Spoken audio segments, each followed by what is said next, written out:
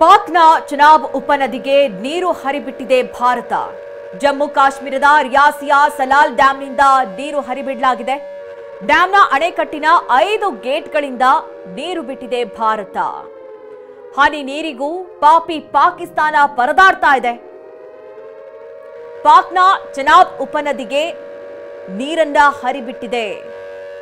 ಜಮ್ಮು ಕಾಶ್ಮೀರದ ರಿಯಾಸಿಯಾ ಸಲಾಲ್ ಡ್ಯಾಂನಿಂದ ನೀರನ್ನ ಹರಿಬಿಡಲಾಗಿದೆ.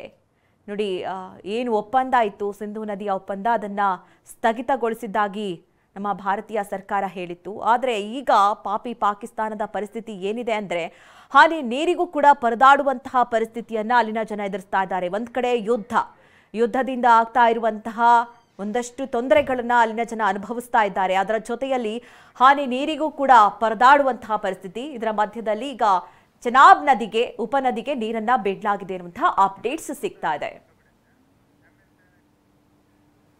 ಎಕ್ಸ್ಕ್ಲೂಸಿವ್ ದೃಶ್ಯಗಳನ್ನ ನೋಡ್ತಾ ಇದ್ದೀರಿ. ಚಿನಾಬ್ ಉಪನದಿಗೆ ನೀರನ್ನ ಹರಿಬಿಡಲಾಗ್ತಾ ಇದೆ. ಆ ದೃಶ್ಯಗಳನ್ನ ನೀವು ನೋಡ್ತಾ ಇದ್ದೀರಿ. ಯಾಕಂದ್ರೆ ಈಗ ಪಾಪಿ ಪಾಕಿಸ್ತಾನ ಕಂಪ್ಲೀಟ್ ಆಗಿ ಕಂಗಾಲಾಗಿ ಹೋಗಿರುವಂತದ್ದು. ಒಂದ್ ಕಡೆ ಕುಡಿಯೋ ನೀರಿಗೆ ಸಮಸ್ಯೆ ಆಗ್ತಾ ಇದೆ, ಕೃಷಿಗೂ ಕೂಡ ಸಮಸ್ಯೆ ಆಗ್ತಾ ಇದೆ, ಬೆಳೆಗೂ ಕೂಡ ಸಂಪೂರ್ಣವಾಗಿ ತೊಂದರೆ ಆಗ್ತಾ ಇರುವಂತದ್ದು. ಅದರ ಜೊತೆಯಲ್ಲಿ ಯುದ್ಧದಿಂದ ಆಗ್ತಾ ಇರುವಂತಹ ಅನಾಹುತಗಳು, ಯಾವ ಕ್ಷಣದಲ್ಲಿ ಏನಾಗುತ್ತೋ ಅನ್ನುವಂತಹ ಭೀತಿಯನ್ನ ಅಲ್ಲಿನ ಜನ ಎದುರಿಸ್ತಾ ಇದ್ದಾರೆ. ಇಂತಹ ಸಂದರ್ಭದಲ್ಲಿ ಉಪನದಿಗೆ ನೀರನ್ನ ಹರಿಬಿಡಲಾಗ್ತಾ ಇದೆ.